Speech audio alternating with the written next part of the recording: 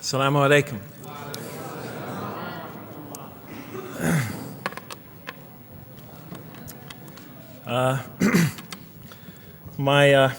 I've come from the University of Kansas. We're playing in the Final Four this very instant. So I want to let you know that you've asked a lot of me today. No, I'm just joking. All right, very briefly, I just want to talk a little bit about what the Quran has to say about the purpose of life. I think this is an extremely important subject, especially for Muslims living in America, because we're sort of a minority, a new religion here, and many people are interested in what we believe. And I think the primary question that people want answered when they first consider another religion is how that religion views the purpose of life, the purpose of of our existence here. And so I'm going to begin, though, talking about an atheist point of view, because I want to talk about what sort of answers the Quran might have for an atheist. So to begin this, I need to talk for about 5 or 10 minutes about what I believe contributed to my becoming an atheist, because I grew up in a Christian family. And then I'll talk for about 45 minutes or so about what I experienced in the Quran and how that sort of changed my perception. So it's very simple. But my wife always says I should summarize what I'm going to do before I talk, because it's easy to get lost in my speeches. And my wife doesn't have a lot of confidence in my speaking ability. Okay, so let me start out by mentioning that my mother certainly played no role in my becoming an atheist. My mother was a wonderful woman, a beautiful lady. She had tremendous dignity and class. The neighbors loved her. She was a registered nurse, and she put in many extra hours at the hospital. She worked in the ward that dealt with dying patients. And when I would come and pick her up late from work at night, not all the patients, but many of the patients would drag me over and talk to me and tell me what a wonderful woman my mother was. When she died, her funeral was packed, and person after person that came up to me had a story to tell about my mother and her goodness. Time and time again, people described her as, Jeff, your mother is a true saint. She was a deeply religious woman, a great mother, a great teacher, a gentle person. She never cursed. I never heard her curse, swore ever in her whole life. Never heard her speak to anybody rudely or speak about anyone rudely. She was a tremendous example of a truly religious person. And she didn't wear it on her sleeve. It was just slowly but surely you could see it just in her day-to-day interactions with people. My father, on the other hand, was a difficult man. My father, for some strange reason, had this tremendous rage inside him. I don't know where he got it. He had this terrible violence inside him. And every night, he would try to quell that violence with hard drinking. And his drinking, though, only made him all the more volatile. Because my father could be laughing and joking one minute, and he could fly into an angry rampage the next for some unexpected reason. You never know what would trigger it. And once he flew into that angry rampage, it would take, he would just go wild in the house. The house would be in havoc. And he would rage on and on and on, and it would take an awful lot of liquor and several hours before he would finally go to sleep. And this would happen night after night after night. And so my 4 brothers and I was the 4th in line. My 4 brothers and I lived a frightening and precarious childhood. But I'd have to say the worst of it was watching my father regularly taunt and threaten and abuse my mother. And it would happen day in, day in, day in, day out, night in, night out. And it was a never-ending nightmare. You see, it's really not so bad when you're the target of your father's violence. You might think it's bad when a child is the target of their father's violence, but it's really not all that bad. At the moment of attack, you're really not thinking about anything except your own survival. When he's firing punches at you or kicking you on the ground or chasing you throughout the house, or when he's threatening you, "I'm going to hurt you, bad boy," you're not thinking about anything at that moment except escape. While all that's going on, you're not thinking about the aftermath or consequences, the psychological repercussions or anything like that. And when it's all over, you might even excuse the onslaught because you figure maybe you somehow deserved it. If not for what you did this time, maybe for something you did in the past. You could always put the blame on yourself. But a far worse fear is the terror that overcomes you when you watch your father go after your mother. Because she's the only source of warmth and kindness, of love and protection that you know. And if he were to take that away, from a little boy's standpoint, then you've lost everything. But far worse than the fear is the guilt. And it comes over you from several directions. First of all, there's the guilt that comes at you upon you from the growing antipathy you have towards your father. Because we're taught to love and respect our parents, and we are born with this natural bonding attachment to them. But when you watch something like this happen night after night after night, and this rage is growing inside you, you're being pulled in opposite directions. Then there's also, of course, the guilt that comes when you think that you might be the cause of this night's violence. Maybe something you said or did that you didn't even realize triggered it. Maybe just your father's dislike of you triggered an argument between your mom and him that is now raging on downstairs. But the worst guilt of all, and it is by far the very worst, is knowing that you did nothing to stop your father from hurting your mother. Because while he raged on against your mother downstairs, you hid in your bed and you trembled underneath the covers. Maybe you whimpered and you cried and you put the pillow on your head. And thus, you traded personal respect for personal safety. And with each such incident, you come to realize with ever greater and greater clarity, you come to realize your own weakness, your own impotence, your own incompetence, your own worthlessness, your own cowardice.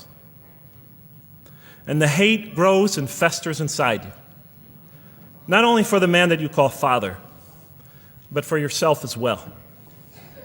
It is a terrible, terrible thing to make a young boy choose between his mother and himself. It is extremely unfair. I noticed that tomorrow there's going to be tomorrow morning, a lecture about spousal abuse given by Dr. Shaheen Rizwan. I hope you'll all attend it. I think it's a very important subject. When I was little, I used to daydream about life without my father. I just wanted the violence to go away. I wanted not to be afraid anymore. I felt like I was trapped in a bad dream and there was no way out. And so I prayed to God again and again and again to remove my father from our lives. But he was always there, and very soon I began to wonder if God really was. I could not fathom why God would subject my mom to such lifelong punishment. I could not imagine what great sin she must have committed, or that we, her children, must have committed to deserve my father.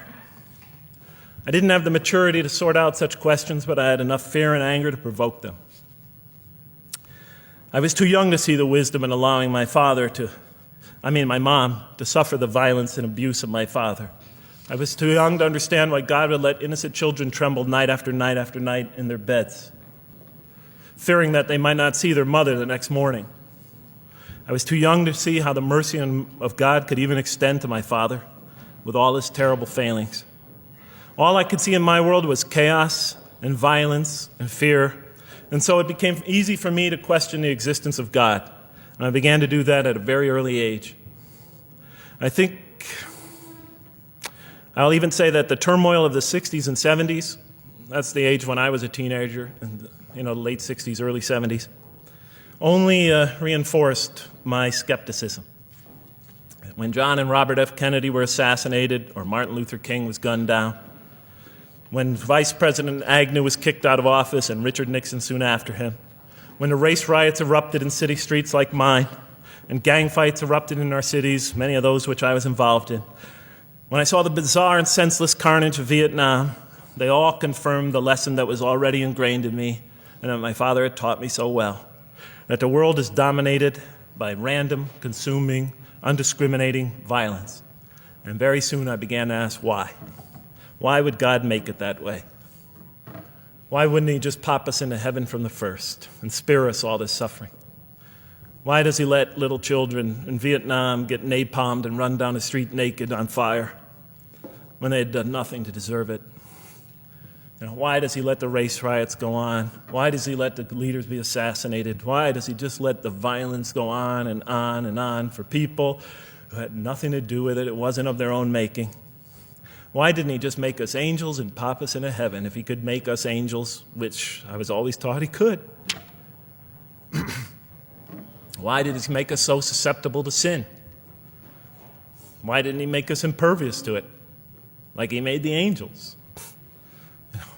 Is this the best world he could create, I thought? Is this the most perfect world he could create for our existence, for our beginning? I just couldn't figure it. And all the explanations I received from priests and doctors and lawyers, from whoever, spoke to me or taught me, they just didn't make sense to me. In any case, so I became an atheist when I was 16, even though I was going to Catholic school at the time. Declared myself an atheist in one class. It was a confrontation between me and a priest. We were talking about God and the purpose of life. And I expressed my views, and he said, well, then you don't believe in God. I said, well, I guess I don't. And then through my junior and senior year of high school, I got an F in religion, even though I continued to do very well on the tests. In any case, when I was 28, to make a long story short, some friends of mine gave me a copy of the Quran. And one night I was sitting in Diamond Heights, my apartment in Diamond Heights in San Francisco. I was working that time at the University of San Francisco. I was 27, 28 at that time, I can't remember. And I ran out of stuff to read, and I took this gift that my friends gave me and I began to read it. And I came to the first verse. Well, I opened the Quran, read the first page, then the second, and then very quickly, in the second surah, about 37 verses into the Quran, I came upon the story of mankind. And I have to admit, I read through it very quickly. It was about 9-10 verses long, story of the first man and woman. And I recognized some of the details. It was similar to what I had learned when I was a child, but I noticed that there was something wrong. It was apparent to me that whoever authored this Quran, of course I wasn't a Muslim at the time, so I didn't have any idea who that was, whoever authored this Quran clearly did not understand the real meaning of the story, because they had obviously gotten the details confused. They didn't even understand the whole purpose of the story. And so I just read through it once, and then I read through it again, just to try to see what kind of point the author was making, and then I read through it a third time and a fourth, and then I realized this is something strange going on here. I'm going to read this much more carefully. I'm going to need to go through this story line by line, verse by verse, because it's obvious that the author is trying to bring out another point. And I wasn't quite sure what it was, but definitely he packs a lot of meaning into almost every word. And I thought the writer at least seems to have a great measure of brilliance. And so I'll try to sort of take you through what my experience was as quickly as I can. So I came to the 30th verse of the second surah, Surah Al-Baqarah, and it began like this. It said, "Behold, your Lord said to the angels, I am going to place a vicegerent on earth." The Arabic word is khalifa. It means a representative or an emissary of mine. "I am going to place a vicegerent on earth." And they said, the angels said, "Will you place therein one who will spread corruption and shed blood, while we celebrate your praises and glorify your holiness?" And God said, he said, "Truly I know what you do not know." See, that's the verse that hooked me. That's the verse that caught my attention. That's the one that kept on making me read the story again and again and again. Because listen to the way it begins. Behold, your Lord said to the angels, I am going to place a representative of mine on earth, a vicegerent of mine, an emissary, one who acts on my behalf. I thought, that's not the way it goes. You're not supposed to be placing man on earth in some positive role, some elective office. You place man on earth as a punishment for his sin. Clearly, I knew the author didn't quite get the point. But still, it was an amazing line. But then I come to the next line, and it says, and the angels say, will you place her in one who will spread corruption and shed blood, while we celebrate your praises and glorify you? I looked at it again. I couldn't believe the question. They said, will you place her in one who will spread corruption and shed blood, while we, the angels, celebrate your praises and glorify you? I looked at that and I said, exactly. That would be my question. Why would you create this being, supposedly for some positive role, when he's capable of doing tremendous wrongdoing? When he could spread corruption and shed much blood? Why would you create this violent and pernicious creature when you could create angels? As the angels clearly say, well, we, the angels, celebrate your praises and glorify you. They're asking one of the most fundamental questions in the entire history of religion. Why create you, man, this utterly fallible creature, this creature who could rebel against God's will, who could do such tremendous wrongdoing, who could wreak havoc like no other creature on earth, when you can make them angels? And look where the question is being asked. It's being asked in heaven. It's almost like saying, look, why don't you just make them angels and be up here in heaven with us, Why don't you just make them angels, pop them into heaven, he's fine. Why would you put him on earth where he could feel distant from you, where he can work out his worst criminal tendencies, act them out, feeling somehow independent and apart from you and free to do whatever he wants, when you could just make them angels and put them into heaven and make them perfectly submissive to your will? I looked at that question and said, that's my question. I'm not even a single verse into the story of mankind, and there before me I see my question. That whole question, everything that I ever thought, everything that I ever experienced, everything that I ever knew was in that question. It was as if the author took my life and wanted to pick out exactly the right question to humiliate me, to provoke me, to anger me. Why create man, this most destructive and violent creature, when you could make him angels? And then look at the answer. And he said, God said, truly I know what you do not know. In modern parlance, we would say, I know exactly what I'm doing. I read that and said, what? You know what you do not know? You know exactly what you're doing? Well, please inform me. Tell me what you're doing. Because, I'm 28 years old and I haven't figured out it yet. And I have a lot of issues that I'm still dealing with that's connected to this question. You can't just get off that easy. You can't just tell me you know exactly what you're doing. Not after what I've been through. Not after you made me this way. And then I realized, of course, I was arguing with a God I didn't even believe in. And that would happen several times as I read through the Quran. And sometimes I would just get into so agitated by what I read, I'd start arguing with this voice that I'm reading before me, that's calling to me. So we turn to the next verse. Well, it turns out that the Quran just doesn't dismiss the question. It starts to answer it a little bit. And in the next verse it says, and God taught Adam the names of all things. And then he placed them before the angels and said, tell me their names if you are right. So this verse is clearly referring to the previous one. But notice what it says. Now, I from my own background, I remember Adam naming things, but it wasn't connected to any answer to any philosophical question. But here, notice what it says. And he taught Adam the names of all things. And I realized already, just from the first verse, you got to read these verses very carefully because it's packed with a lot of symbolism and meaning. And he taught Adam the names of all things. So here we see Adam is not only just a creature who knows how to name things, who's acquiring the gift of language, but he's also a learning creature. God is teaching him. And right here, right in this verse, and it'll come even clearer in the subsequent verses, that the very first thing that the Quran is going to emphasize here is man's intellect. He is a learning creature. He is taught. And what is he taught? What is one of the great intellectual gifts he's given? In response to the angel's question, the gift of language. Because through language, mankind can not only learn, but he could learn things not only through his own experience, but he could learn things that other people have experienced of times and places that are hundreds, thousands of years and miles separated from him. And so that all our knowledge becomes cumulative. Every generation learning from the generation before it. I'm learning today from authors I read from other sides of the world that may have existed 2,000 years ago. And so we all contribute to our collective learning and knowledge. And so what I'll see later in the Quran, when the Quran will emphasize this again and again and again. Like in one verse it says, read in the name of your Lord who created. Created a man out of a tiny creature that clings. Read, it commands the reader. For your Lord is most bountiful. Why is he most bountiful? What great gift did he give you? For he taught man the use of the pen. And through it taught him what he otherwise could not know. And time again, the Quran will call upon man to use his intellectual faculties and swear by his intellectual faculties.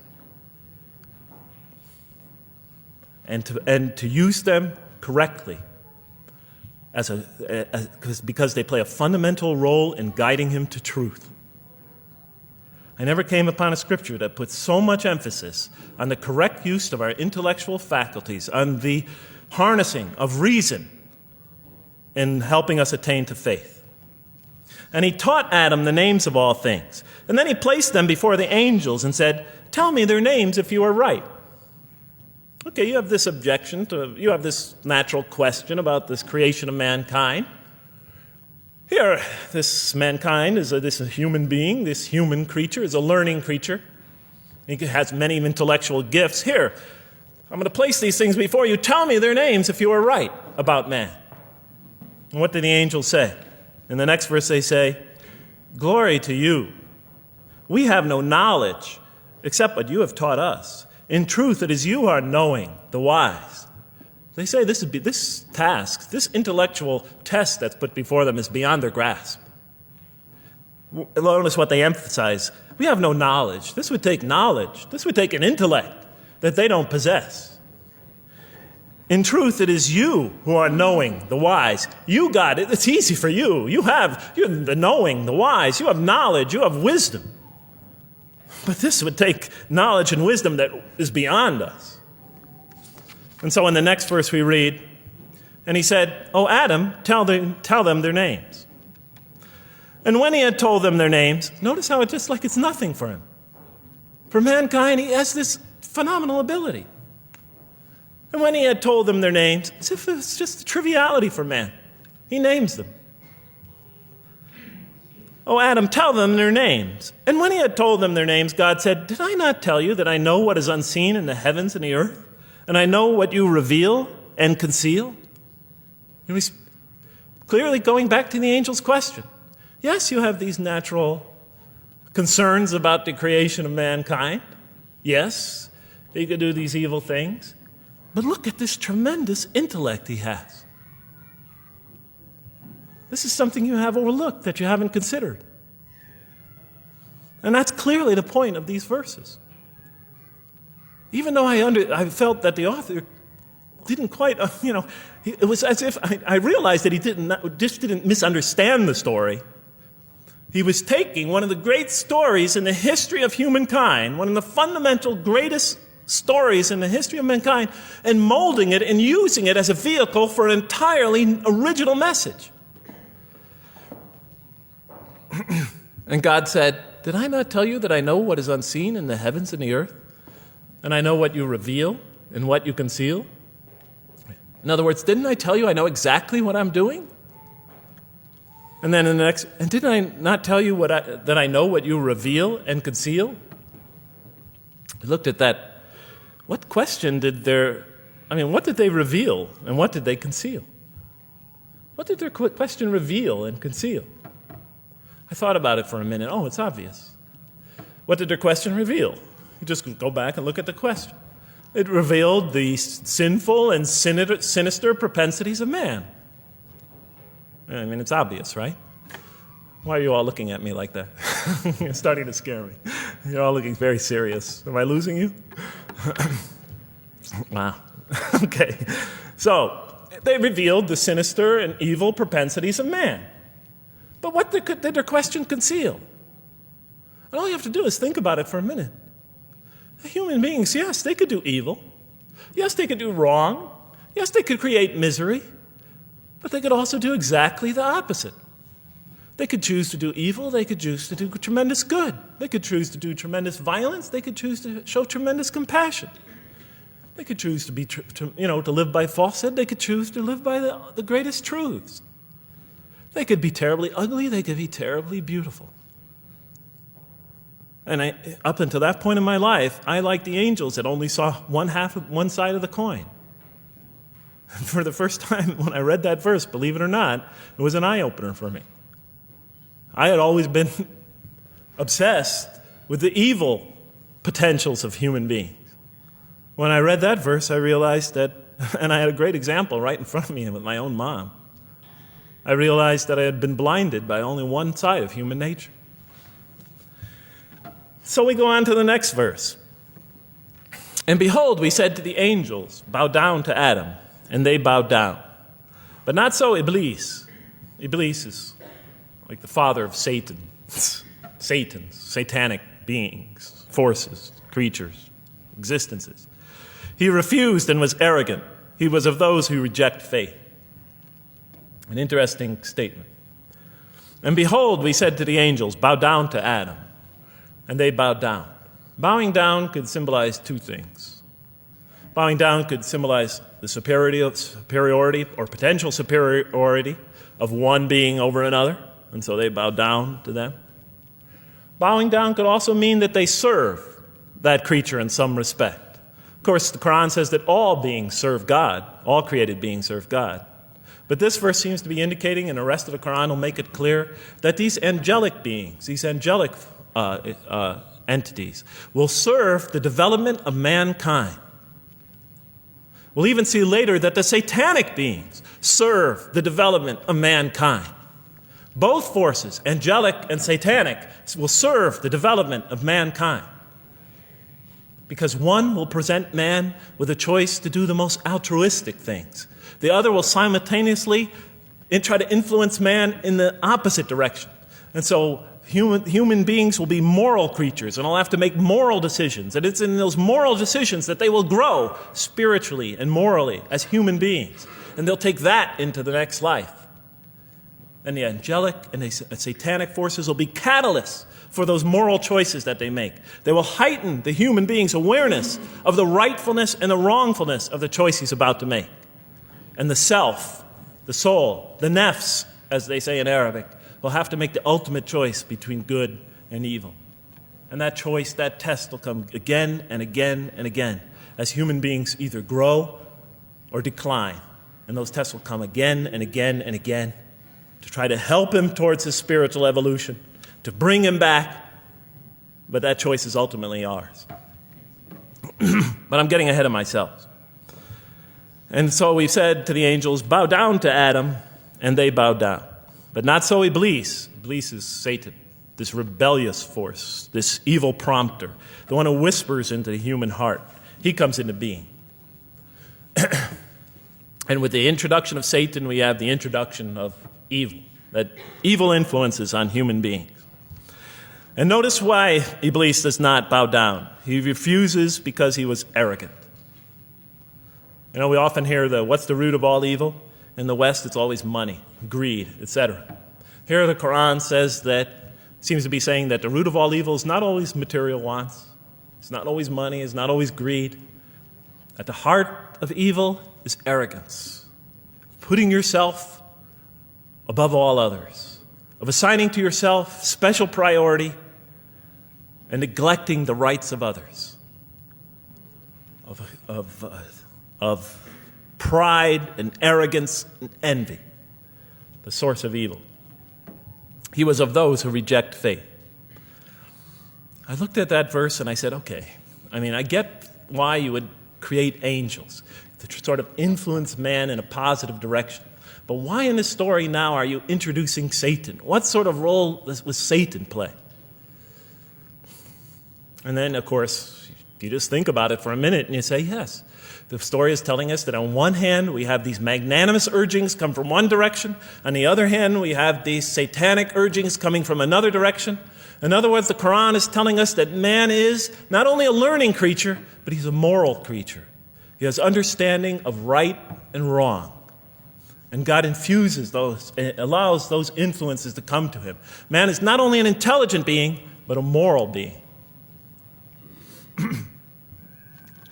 And so, the Quran is not all that difficult to understand. You just sort of read it, I found, and you just sort of follow your nose through it and see what it's saying.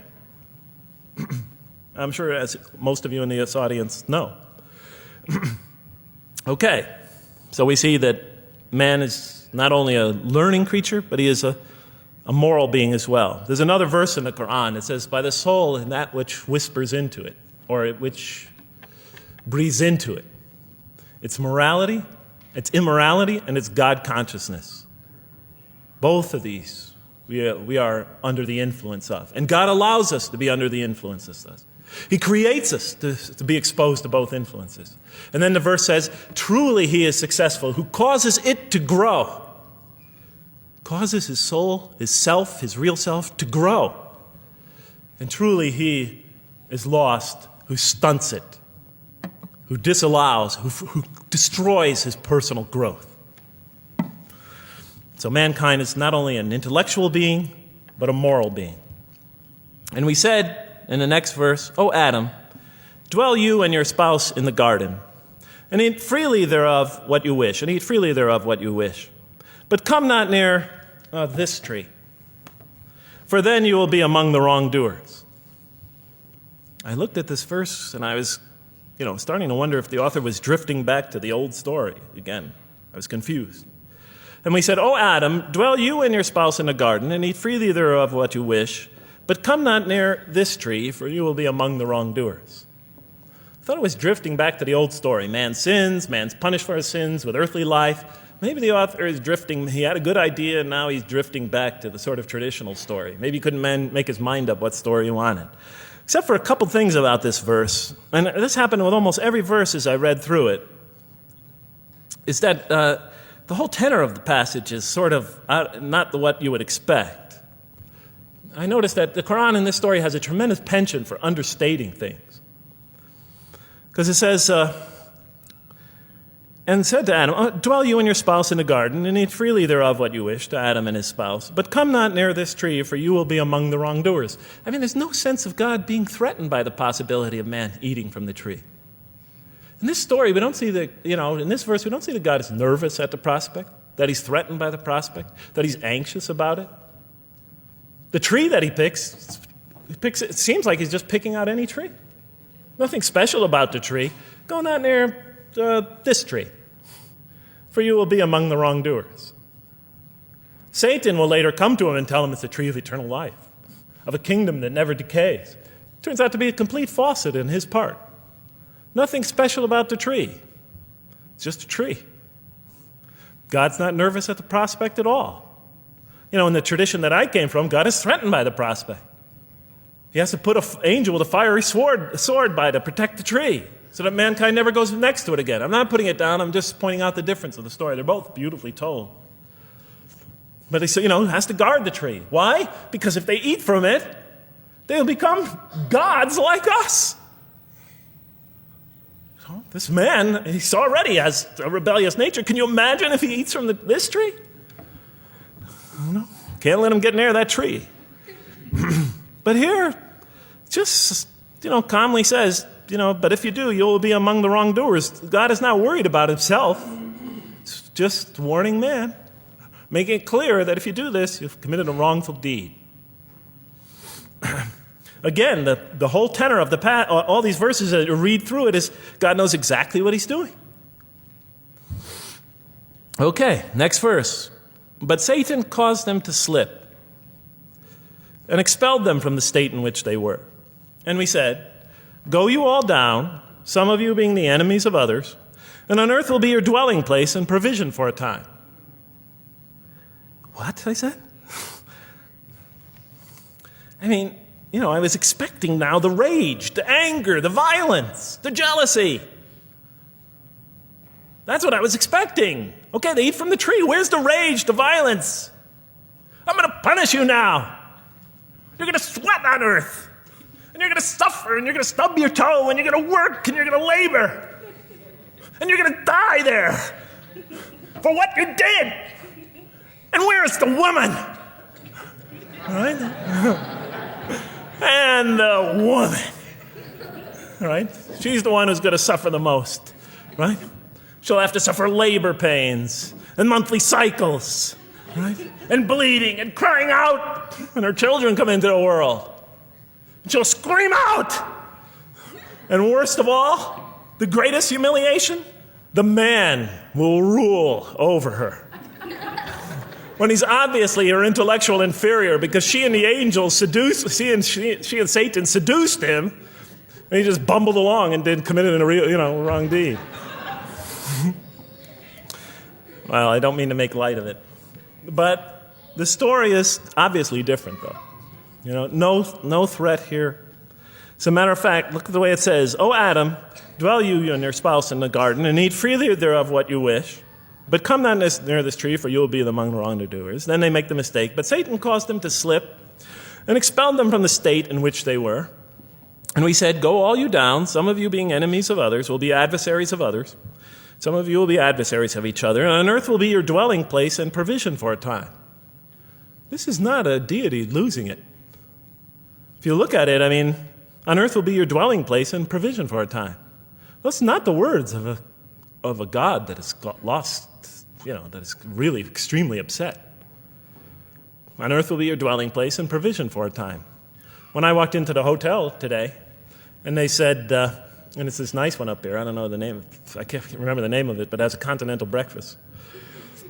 And they said, your room will be room 111, and there's a continental breakfast in the morning. I didn't say, I didn't think they were mad at me. Because they said, you're going to sleep here, and this is going to be your provision in the morning. Oh, thank you. But notice something else about this verse. When you read these verses for the first time, I don't know, maybe I'm nuts, and many people think I am. But when you read these verses for the first time, this is just so much that catches your attention. But Satan caused them to slip. Remember, I couldn't get that verse out of those words out of my head. Satan caused them to slip. To slip? The greatest sin in the history of the human race, and it's called a slip? In my culture, slip means, you just momentarily, for a fraction of a second, you lose your focus. It's not a big deal. My Uncle Bob used to always say to me, "Jeff, I'm sorry I'm 5 minutes late, I slipped up." The understanding is it's no big deal. It's just a slip. That's what we say when we make a minor mistake. I slipped up. Don't worry about it. Never happen again. A slip, I said? Momentary loss of focus? The greatest sin in the history of humanity? Why we're all here? Why we're all suffering? Why we experience death? A slip? I didn't believe it. I went to my Arabian friends at that time. I didn't know any Arabic. They came to this verse. We went through it line by line. I said, now don't change any words. Just read them one at a time. But Satan made them, and I said, okay, this one right here. What does it mean? Tell me what that means. They looked at it, it says, slip. Slip. And expelled them from the state in which they were. A slip, I thought? But then maybe I was trying to force the traditional understanding, the traditional interpretation. Maybe it was just a slip. After all, they didn't commit murder. They didn't commit robbery, rape, pillaging, assault. They ate a couple of pieces of fruit. It's not the greatest sin in the history of humanity by any means. And then the next verse says, and then they were expelled from the state in which they were. Well, what state were they? Let's see now. Let's go back from where we started. First, mankind is being taught. We see he's an intellectual being. Then we show he's a moral being. Moral being means he's a being that's going to have to make choices. And then God gives him this choice. It's not a huge deal. It's not the gravest sin in the history of humanity by any means. It's minor by any standards. They make it, though. We see that God originally intended to put man on earth as his vicegerent. We see a period of preparation where he's being prepared intellectually, where he's growing as a moral creature. When does God finally put him on earth? What signals that he's ready to begin? He makes his first independent choice. It's not the worst deed in the history of humanity. It's minor on anybody's scale, but it shows that mankind is ready to act on his own, to be his own, to make his own choices, that God has empowered him to make choices, and he's ready to make them and carry them out and see them most often to their expected ends, if God wills. And that seems to be the only real significance of it. But I thought, maybe I'm getting this wrong. Maybe God just blows off into an angry rampage the next verse. So I look at the next one and it says, and then Adam received words from his Lord. And then God turned to him mercifully, for he's oft returning, ever merciful. Well, if I had any doubts up till now that God is not enraged by what this has happened, that God hasn't prepared mankind for this choice, for what was eventually going to happen, that all this was preparation for mankind to begin his earthly sojourn in this famous allegory. If I had any doubts before now, I had them, certainly didn't have them after reading this verse. This verse is entirely consoling, reaching and merciful, reaching out to mankind in mercy. Mankind goes to earth. He's obviously afraid. He obviously feels remorse. He's in an unfamiliar environment. And what does God do? He turns to him. He turns to him. In Arabic, the word has the meaning of like a father turning towards an infant or a child or somebody, or a parent, a mother turning towards her child.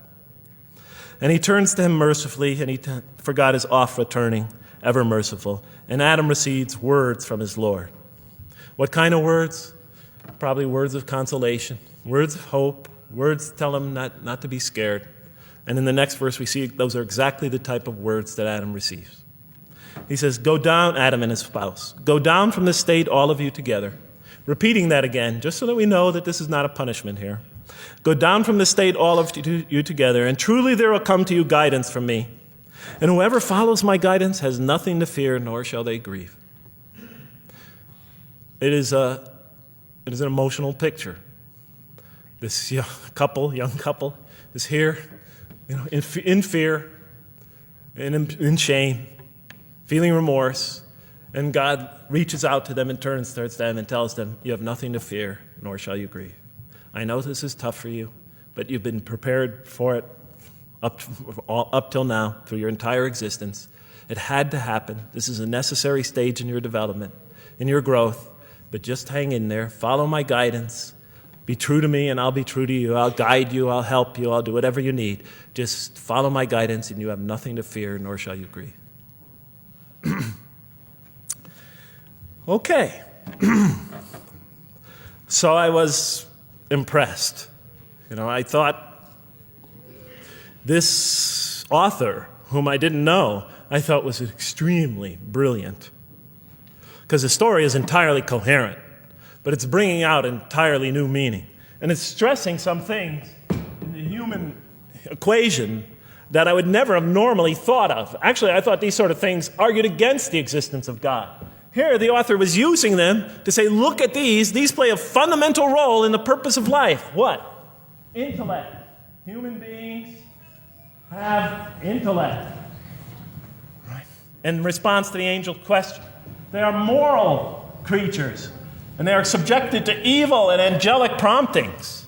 And they have to choose between them again and again and again throughout their existence. And their growth, which the Quran talks about frequently, is going to depend on that. We're here to grow, as we will see. But it emphasizes choice.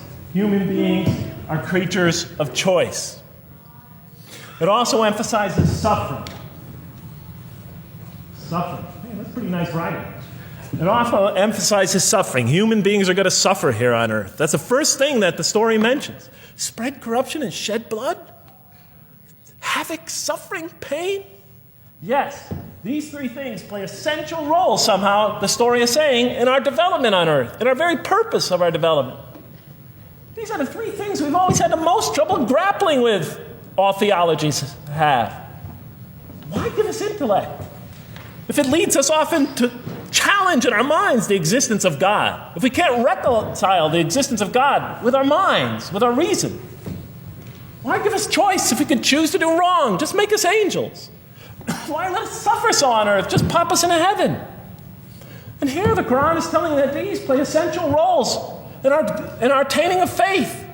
Not only these, of course, it also mentions guidance, God's forgiveness, revelation, etc., angelic forces, satanic temptation. It mentions all these other things as well. But these three essentially really caught my attention. I never expected that these three things would be emphasized. And so as I read through the Quran, I looked, anytime I saw anything that seemed to relate to this, I would write down notes and underline it.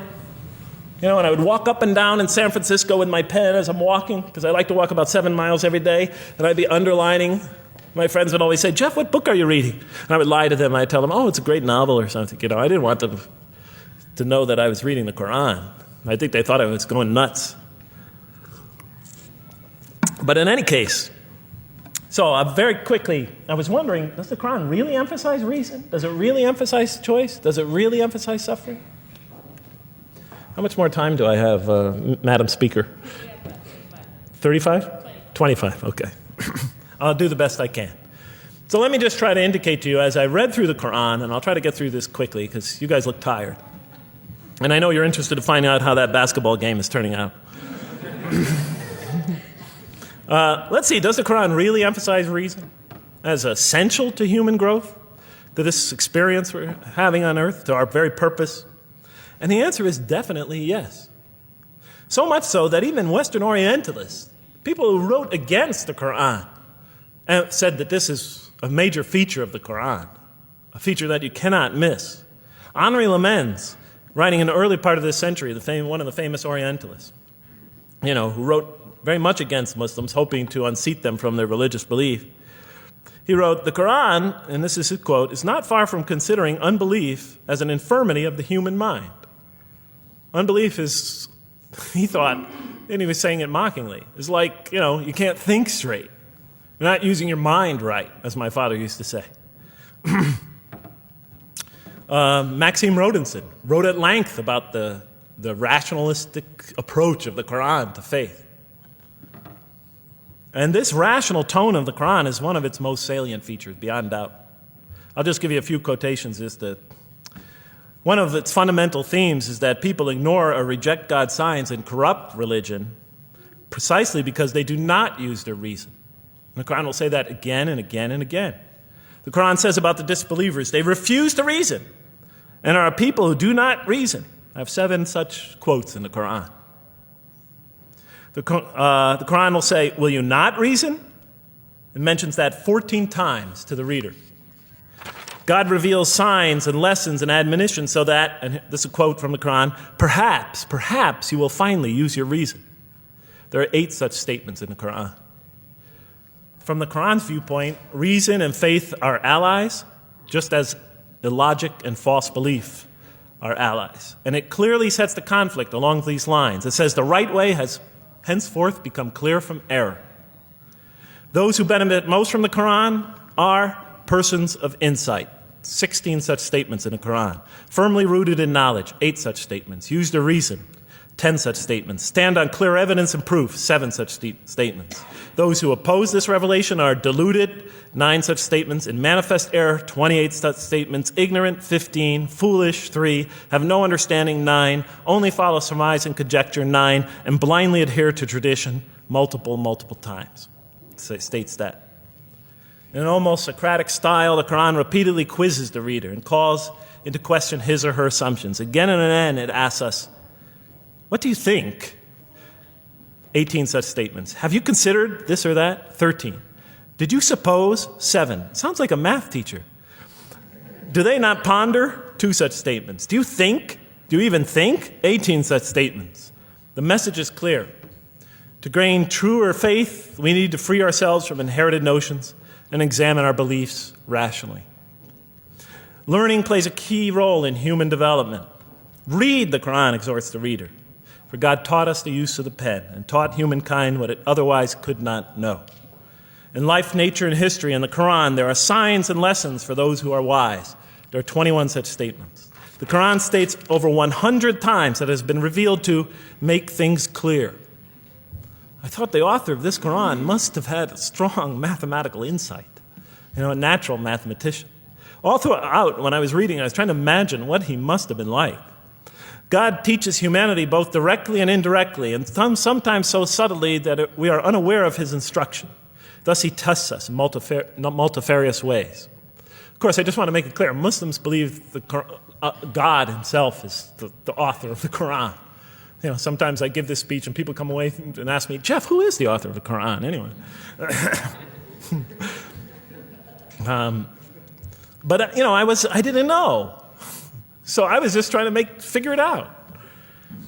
Repetition is indicative of the importance given to certain ideas. It should be observed that the Arabic word for knowledge in the Quran, ilm, appears 854 times in the text in its various forms.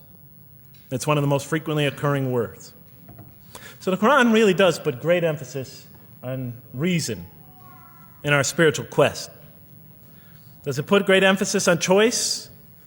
Well, here's what it has to say. Let there be no compulsion in religion. The right way is henceforth clear from error. It's a choice, and it must be freely made. And it's a choice between correctness and error, between right and error, between reason and falsity. Had God willed, he could have indeed guided you all, it says in the Quran. I went, why not, I thought. Why not just guide us all? Why let some of us choose to go this way and that way? The Quran was constantly provoking me as I read it. Do not the unbelievers know that had God willed, he could have guided all mankind? Oh, do not the believers know that had God willed, he could have guided all mankind? Okay, I'm an unbeliever, I thought. Tell me, why didn't you guide all mankind? If you want us to be in conformity of your will, just make us that way. And if we had so willed, we could have given every soul its guidance. Why did you let us be creatures of choice? Just program us to do the right thing. Never make a wrong choice. Had God willed, he could have made us all one community. He could have made us clones of one another. But he didn't. It wasn't part of his plan. Enlightenment has come from your Lord. He who sees does so to his own good. He who is blind is so to his own hurt. It's your choice. It says it again and again in the Quran. Remember when I was reading this, I was a disbeliever. And this scripture is constantly reminding me, it's your choice, Jeff. It's no compulsion in this. It's your choice. It's up to you. You're probably not reasoning correctly here. Think a little harder. Come on, try. It's just a few more steps. And whoever is guided is only to his own gain, and whoever is stray, I am only a warner. It's your choice. We have revealed to you the book with the truth for mankind. He who lets himself be guided does so as for his own good. He who goes astray, it's to his own hurt. It's his choice. And there are many, many such references. I'll stop there. But you get the point. The Quran clearly emphasizes that choice plays a key role in our development. But what about suffering? Suffering's the biggie, right? That's the real major question. What does the Quran have to say about suffering?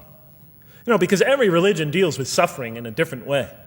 It's either something you have to be saved from, and so some religions stress salvation, or it's something that you have to sort of transcend through meditation and training so you can sort of not feel it so much, get above it and beyond it.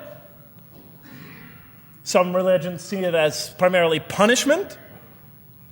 Some of the more ancient religions see it as the result of the precarious and whimsical, control of many gods working against each other, playing with human beings. Different religions have dealt with it in different ways. But almost all of them, I would indeed say all of them, have sort of seen it as something not so good. But let's see what the Quran has to say about it. Something to be avoided, to transcended, to be saved from. The Quran says just the opposite. You are going to experience it. You will suffer in this life. And it plays a fundamental role in your development and your growth and in what you are to become.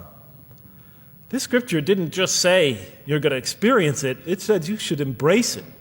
You should struggle through it. Your life should be a struggle, it says. It should be a jihad. Yeah, right?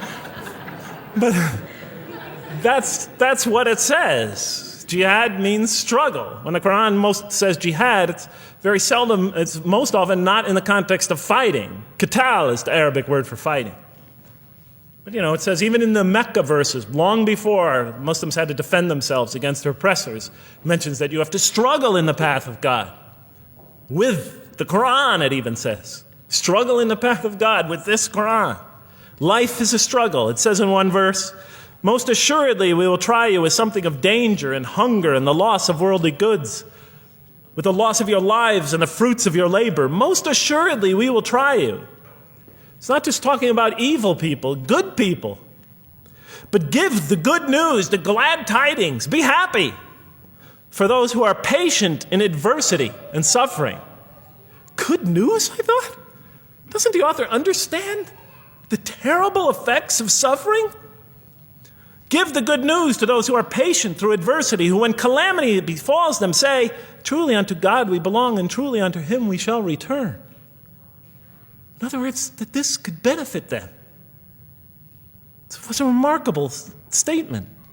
Here's another one. Do you think that you can enter paradise without having the like of those who passed away before you? And the next verses start to explain these people were good people who suffered terribly. Do you think that you can enter paradise without going through the same? Why, I thought? Why do we have to suffer in life? Misfortune and hardship befell them, and so shaken were they that the apostle and the believers with him would exclaim, when will God's help come? These are good people. When will God's help come? Oh, truly, God's help is always near. You will certainly be tried in your possessions and yourselves, the Quran tells the reader. You're going to face hardship. It's guaranteed. Every soul must taste of death, and we try you with calamity and prosperity, both as a means of trial. And to us you are returned. You are going to have hardship here. There is going to be no heaven on earth. This environment is made to be an environment of adversity. It is made to be an environment where you have to work, where you have to struggle, where you have to strive. And it plays a key role. Oh man, truly you've been toiling to your Lord in painful toil, but you shall meet him. You're toiling, yes, but you shall meet him. We certainly created man to face distress. What, I thought? We certainly have created man to face distress. You made us to face distress? Does he think that no one has power over him? Sometimes people get, so down. They just think, this can't be a God. Look how I'm suffering.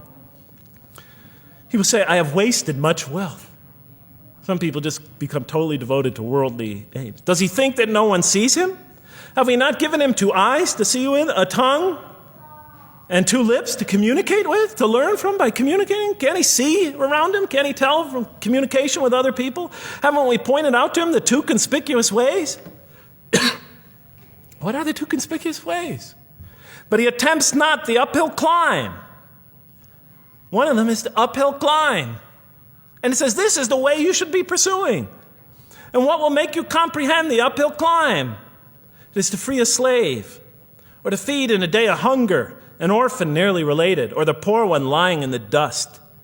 Then he or she is of those who believe, and exhorts one another to patience, and exhorts one another to mercy. You have not attained to faith until you struggle the uphill climb.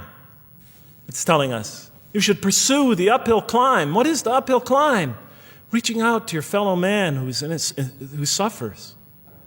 To feed the poor one, but help the poor soul that's lying in the dust. And all over the world there are people in that state. And we watch the news as if it's just entertainment. And the Quran tells us this is something you should involve yourself in. That is the road that you should travel. It describes a successful life as an uphill climb. Well, I can see I'm running out of time, so I'm going to have to tie this up in about 15 minutes, I guess. But definitely the Quran emphasizes these three elements in the human drama. But as I read through it, I couldn't see how it all fit together. I mean, why didn't God just... Why? Why do we have to experience these? What purpose do they play? Just pop us in the head, beam us up, I thought. Well, one thing, like I mentioned before, the Quran will repeatedly emphasize that we're here to grow and to learn. And I'll give you 4 or 5 quick verses because I know you're tired. It says, Our Lord, and raise up in their midst a messenger from among them, who shall recite unto them your signs, and that shall teach them the book and the wisdom, and who shall cause them to grow. We have to learn wisdom in the book, and Revelation in particular, and who shall cause us to grow. And we have sent among you of yourselves a messenger to recite our signs to you and to cause you to grow. Truly God was gracious to the believers, this is in the 3rd surah, when he raised up from among them a messenger from themselves to recite his signs to them and to cause them to grow. It is he who has sent among you who has sent among the unlettered people a messenger from among them to recite his signs and to cause them to grow. These are all distinct references. Just 2 more. There are many more. And the soul and that which breathed into it, its immorality and its God consciousness. He is indeed successful who causes it to grow. And he is indeed a failure who stunts it. And in the 92nd surah, Surah Al-Layl, it says, Far removed from it will be the righteous who give his wealth that he may grow. So the purpose somehow is to grow. We're in a growing, learning, developing experience. We weren't just created when we came into the world. This is actually a stage of our creation. Just as our development in the womb was a stage in our creation, our essential stage in our physical creation, this is an essential stage in our personality creation, in the creation of our real being. That which we take into the next life, our essential selves. We've gone from the physical creation in the womb, primarily physical, now to the human creation, the personality creation in this stage. I thought maybe I'm, projecting my own neurosis into the scripture. Maybe it doesn't really emphasize that life has a purpose. But time and time again, I would find it does. For example, just quickly it says, Those who remember God standing and sitting and lying down and reflect upon the creations of the heaven and earth and say, Our Lord, you did not create all this in vain. You did not create all this in purpose. Just when I was starting to think, maybe the Quran really doesn't state a purpose of life. It really doesn't mean there's a real purpose of life. Maybe I'm reading into it something that is there. I would come upon verses like that would force me to just read a little further, make me think, well, maybe it's just around the corner. We have not created the heaven and the earth and whatever is between them in play. If we wished to take a sport, we could have done it by ourselves, if we were to do that at all. God doesn't create to satisfy his whims or fancies or entertain himself. Do you think that we created you purposely and that you will not be returned to us? It says in the 23rd surah, the true sovereign is too exalted above that. In the 44th surah, we did not create the heavens and earth and all that is between them in play. That serves a purpose. Now, what sort of purpose can it possibly serve? So I tried to, apparently the Quran speaks about believers and those who are the rejectors. You have the believers on the one hand, the rejectors on the other. Now, apparently God has created us to be believers. So I tried to study what the Quran has to say about the believers, and it's a natural thing to do, to see what it wants us to become, if it has anything to do with these essential elements that it stated. I mean, it's a natural way to approach it. I think you agree. Do you agree? Somebody nod your head. That's what I say to my math students. Just one head nod is enough for a mathematician. Get one head going, okay, I did my job. Okay. So, how does the Quran describe the believers? What are they supposed to attain to? What is their ultimate thing that they're supposed to get? What are they ultimately supposed to achieve? And it's very clear when you read the Quran that what they will achieve in this life and will experience to so much greater degree in the next is they will experience a relationship of love with God. They will turn to God in love, and God will turn to them in love. In the Quran, God's mercy, compassion, forgiveness, kindness, beneficence, warmth, generosity, all the things we normally think associated with God are freely given to all mankind. But when the Quran speaks of God's love, we would normally think of that as God's love. But when the Quran speaks about God's love, it's talking about something very special. This love is always presented as a relationship between two. If we do not turn to God in love, then we just receive His mercy, forgiveness, kindness, beneficence, warmth, generosity, all those wonderful nurturing things, His nurturing, and we reject it. And so we never really experience that love because we never really turn to it and open ourselves up to it. It is always there for us, but unless we enter into that relationship, that love, that give and take, that relationship of love is never develops. We reject it, and that's what the word kafir means. It means to reject, to turn your back, to ignore, to throw a gift that someone gives you behind your back. And so the Quran tells us that the believers will experience this sublime relationship of love. It says, "Yet there are men who take others besides God as equal, loving them as they should love God. But those who believe love God more ardently. Say, if you love God, follow me, and God will love you and forgive you your faults, for God is the forgiving, the merciful. O you believe, if any from among you should turn back from his faith, then God will assuredly bring a people he loves and who loves him." And throughout the Quran, I'll mention time and time again that God loves the believer. God loves this type of person. God loves that type of person, and so forth and so on. So it's quite, and I'm trying to pick the speed up here, so you'll have to excuse me for that. But it is apparent from the Quran that one of the purposes of creation, maybe the essential purpose of the creation, is to produce from this subset of humanity that will freely enter a relationship of love with God. They will not only experience the beauty of other relationships in their lives, but this love that they will experience with God is the sublime experience that they will enjoy. Not only in this life, but infinitely greater in the next, when all the distractions, all the masks are stripped away. Okay, I thought, you created us to love you, for us to turn to you in love and to experience your love, to receive and experience your love. But why do you need these? Just pop us into heaven, love us, and make us love you. Program us to love you. You'll make my dog love me. Do the same sort of thing. I kept on coming back to the same issue. Just do it. Okay. Still couldn't see it, and I was almost through the Quran, and I thought either I'm dumb or this scripture just never really got to it. Okay, so I didn't give up. I thought, okay, what's the next natural thing to do? Okay, so we're here to develop this relationship of love with God. The Quran tells us that, if we are believers and we do good, we'll experience great joy and peace in this life, not only through our relationship with God, but through complementary relationships with all the people around us in this world will be a one for us of peace and serenity, even though we have to struggle and survive and suffer. But I couldn't see, how this all tied in with this suffering business and why he couldn't just put us into heaven. So what's the next natural thing to say? Okay, so we're created to have this relationship of love with God, to enter this relationship, to experience and receive all that he has to offer us.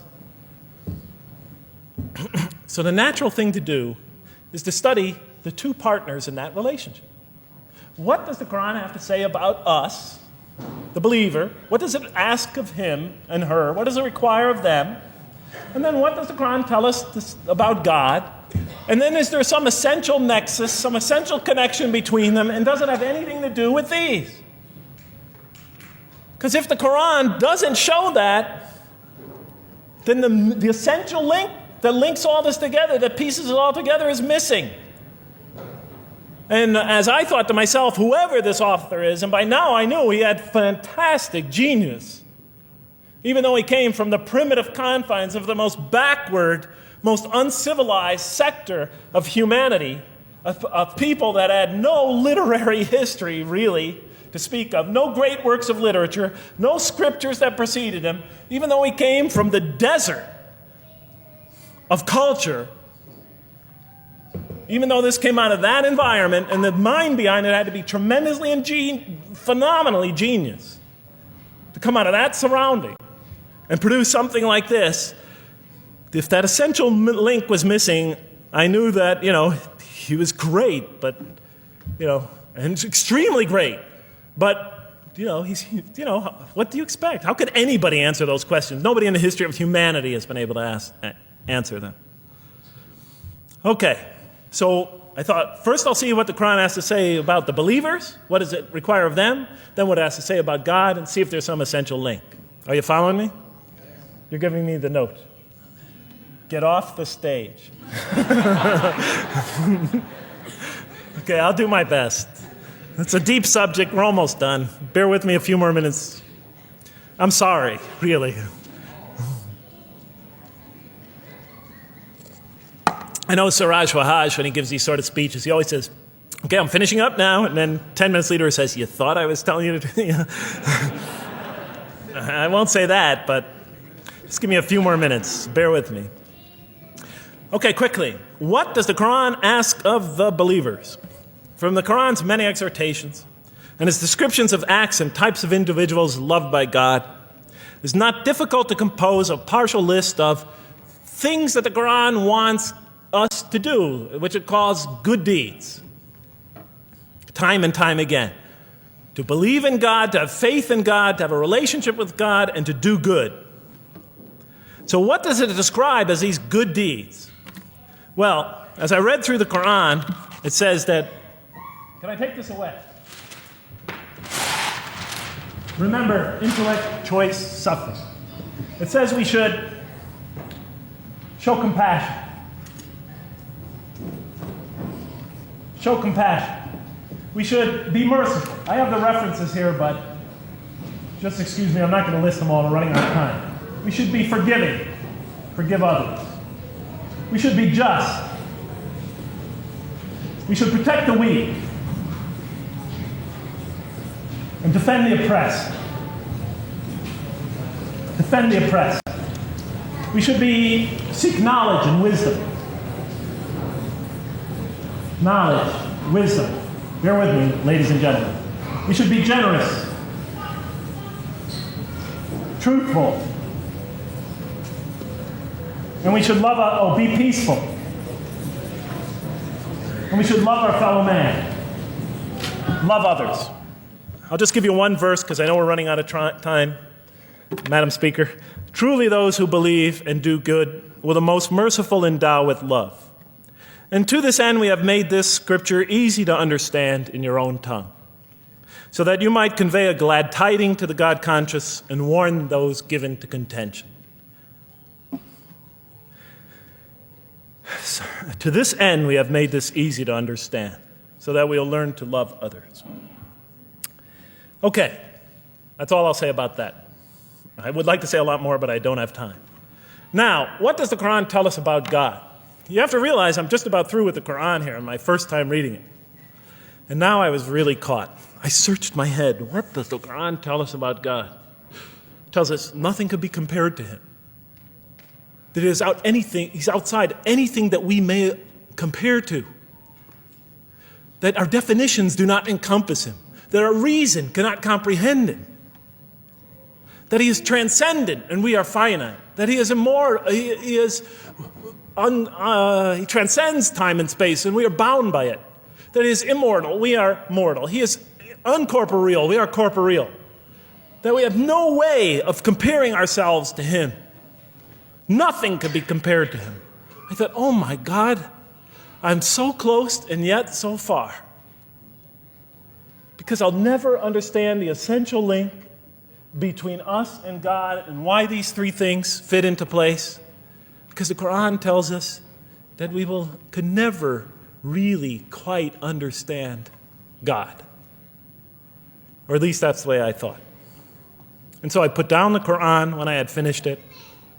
And much to my dismay, I was honestly disappointed because I thought The author made a brilliant try, but he never quite made it. And so I was sitting in front of, about 3-4 weeks later, I was sitting in Diamond Heights in my apartment watching a football game, I think it was. And sometimes things just slip into your minds when you least expect them, and I'm sitting there watching it, and all of a sudden into my mind came a thought. And I said, wait a minute. The Quran does tell us so much about God. It tells us again and again and again, but somehow I just missed it. Just skimmed over it every single time. Because if you turn to almost any page, if you turn to the beginning of any surah, you could see time and time again essential information about God that I just thought was sort of a literary device, something to make it just sound more beautiful. Because if you turn to the beginning of any surah, you'll see the words Bismillahir Rahmanir Rahim, in the name of God, the most merciful, the most compassionate. If you read almost any passage, long passage, when you come to the end of it, it's punctuated by dual attributive statements like God is the merciful, the compassionate, God is the forgiving, the gentle, God is the kind, the protector, God is the generous, the truthful, God is, and so forth and so on. There are tens of thousands of such references in the statements in the Quran. What the Quran defines as God's most beautiful names, his attributes of perfection, repeated again and again and again on almost every page. And as I sat there, sitting by the television, I started to jot them down in my, on my little piece of notebook there. Same notebook I used to jot these down before. And I began to list from my own mind the attributes of perfection as I remembered them. And they were, God is the compassionate. God is the merciful. God is the forgiving. God is the just, the protector, the defender of the oppressed and the weak, the knowing, the wise, the generous, the kind, the truthful, the loving, the peaceful, the source of all peace, the truth, and so forth and so on. Every item I had listed in my list for the qualities that we human beings are supposed to develop, the Quran was telling me had its infinite source and perfection in Allah, in God. And then all of a sudden, all the pieces fell together. Then I suddenly saw it, as I see most of you probably see as well. That now, suddenly it all began to make sense to me. In what way do I say that? Well, it was now obvious why we had to develop these qualities. It was now obvious how these things on the floor here fell into place. And I'll just say it clearly. We're here to develop a relationship with God, to become closer to God. But how can you become closer to God when he's transcendent and you're finite, when he's immortal and you're immortal, vice versa? When he's immortal and you're mortal, when he's unbound, fettered by time and space, and you are, and so forth and so on. How can you become close to that one? If I want to become close to you, I need to have something to share with you, something that we have in common. So, for example, if I want to come close to this young man here physically, I'll approach him because we both have bodies, and I can position my body closer to him. Physical presence, bodily presence is something we both share. If I want to become closer to that gentleman back there, if I want to become closer to him intellectually, I'll reason with him so we will have a convergence of minds because we both possess reason. If I want to become closer to one of my sisters on this side emotionally, I'll try to appeal to their sentiments because we both share feelings and similar types of experiences that generate those feelings. But how does one become closer to God? What do we share with him? We share with him exactly what he gave us. Because the Quran tells us that when we came into this life, he breathes into our spirit something of his spirit.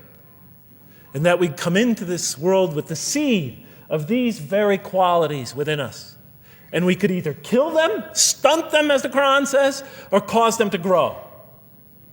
And when we grow in these, we grow in our ability not just to experience tremendous beauty in life through all this, but we grow in our ability to receive and experience the infinite beauty, the infinite peace, the infinite truth, the infinite compassion, the infinite mercy, the infinite, etc., all the way down the list, that only comes from the infinite perfect source of all these.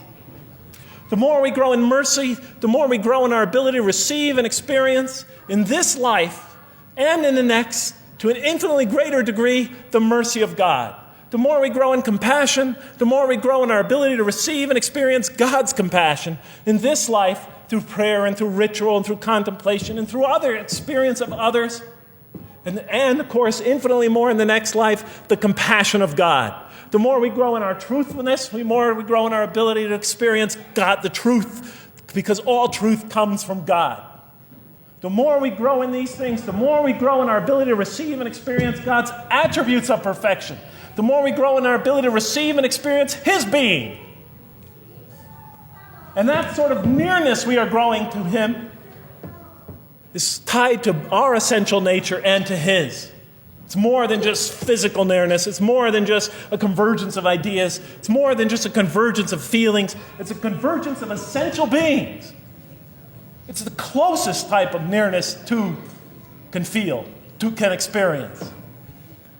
I'll just give you a quick analogy, because this helped my children. Let's pretend I have a goldfish, a dog, and 3 children.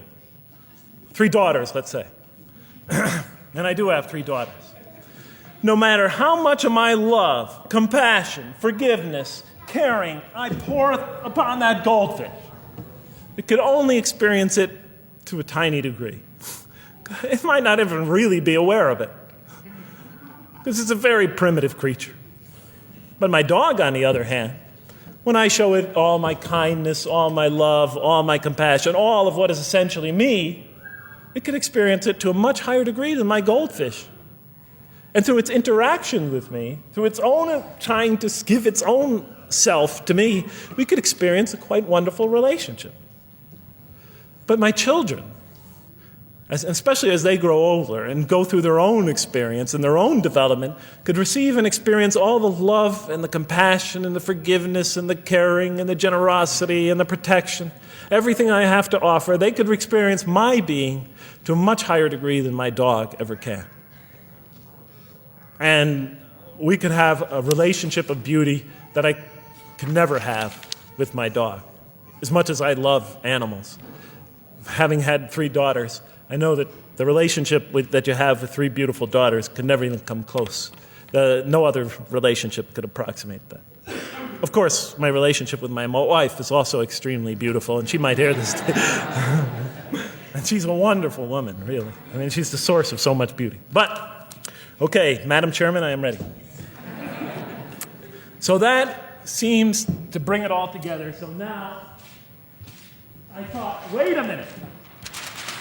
That doesn't explain this. Why the intellect? Why the choice? Why the suffering? I thought, you almost had me, this Quran. You almost duped me. You almost tricked me, seduced me into accepting this philosophy. But wait a minute.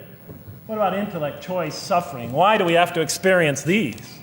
Why couldn't you just programmed us to be merciful, compassionate, forgiving, etc.? Why do we have to go through all this? And then, of course, the answer came to me as quickly as I thought of it. So we are creatures, and we grow, and we become. And yes, and you could make us anything you want, but you can't contain any of those attributes I listed without these 3 things. In mathematics, we try, 3 premises that go into, proving a theorem. We try to see if we could take one of them away, and if it's essential. And all 3 of these are definitely essential. For example, you could program a computer never to make an incorrect statement, but it doesn't become a truthful computer. Never heard anybody say to me, Jeff, this Macintosh is the most truthful computer I ever saw. If it's programmed, it's not truth. You could program a CAT scan to help the sick, but it doesn't become compassionate. Never heard a doctor say, Jeff, if you want to see a compassionate CAT scan, you come right over here. Right? Because all those things, compassion, forgiveness, truth, caring, love, all are born out of choice, suffering, and reason. In order to do a compassionate deed, when we consider reaching out to someone in compassion, that person, first of all, that's inconceivable without the presence of suffering, an environment where there's suffering.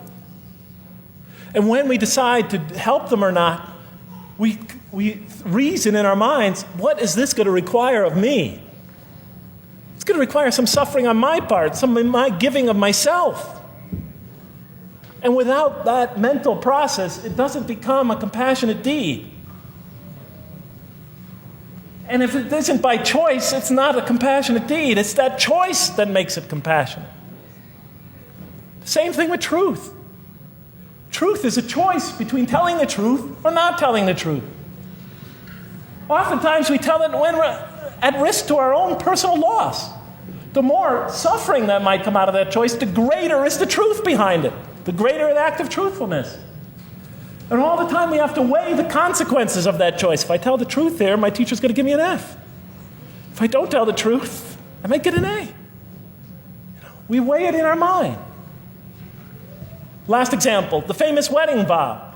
Do you take this woman to be your wife in sickness and in health, for richer or for poorer, until death do you part? What are they asking us?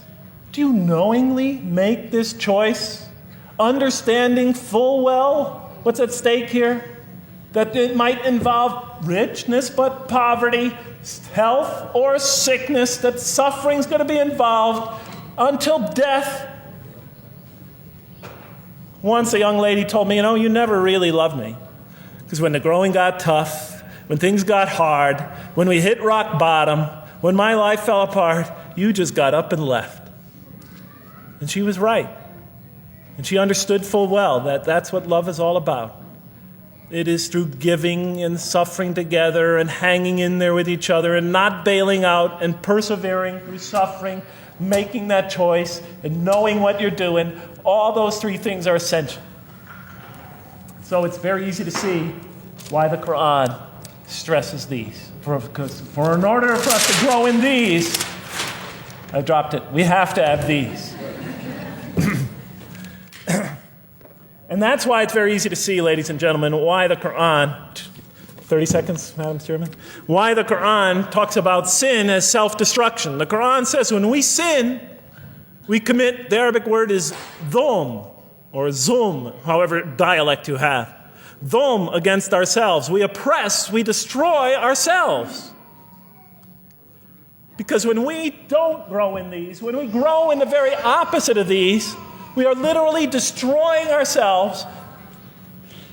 When we grow into the things that are antithetical to these, we are destroying our natures and will not allow ourselves to receive and experience the beauty that could be in store for us this life and the next. It's like coming into this world and developing in the womb none of the physical things you need to experience comfort and joy and peace and happiness on a physical level in this life. It's as if you're coming into this life and you've destroyed yourself physically somehow in the womb, and you came into it and you had nothing to protect you from the cold, from the heat, from the harshness of the elements, from germs, from disease, nothing to protect you, nothing to satisfy, give you the ability to satisfy your thirst or your hunger, nothing for you to experience any physical comfort. This is all that matters as we go into the next life. If we don't develop these through our relationship with God, our very purpose of our being, then we will experience terrible suffering in this life, worse than if we came into this life in a physical state that didn't avail us of any of the comfort of this life. And so it'll be worse than fire. It'll be worse than endless fire. It'll be worse than the worst hell we could possibly imagine. So the Quran tells us, that yes, when it talks about heaven and hell, it's used very powerful symbolic language, but what it essentially is telling us is imagine the greatest joy and wonder and peace and serenity you could ever experience, and that's what's open to you on the one end. But on the other end, imagine the most terrible suffering that you could possibly bring on yourself, and you could also do that to yourself as well. It'll be worse than anything you could have ever imagined. So, and the Quran tells us that God says on the day of judgment, I did not harm you in the least. You destroyed yourselves. And it could say that in total objective truth. And that's why the Quran, well, I think I'll leave it at that because Madam Speaker is about to shoot me. I still have other things to talk about, but I want to find out how that basketball game is going. So thank you so much for listening to me for so long. And may the peace and mercy of Allah be upon you all. I didn't mean to try to scare anybody at the end. That wasn't my goal. I was just trying to make a point. And may the peace and mercy of God be upon you all. Thank you so much. Assalamu alaikum.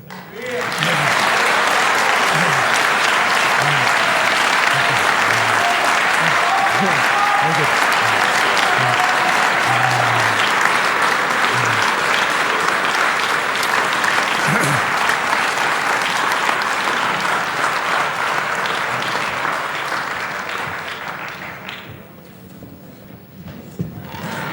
All right, we'd like to thank Dr. Lang for that very heartfelt, very long presentation. I have a few things to say before you all leave, so just be patient with me for a second.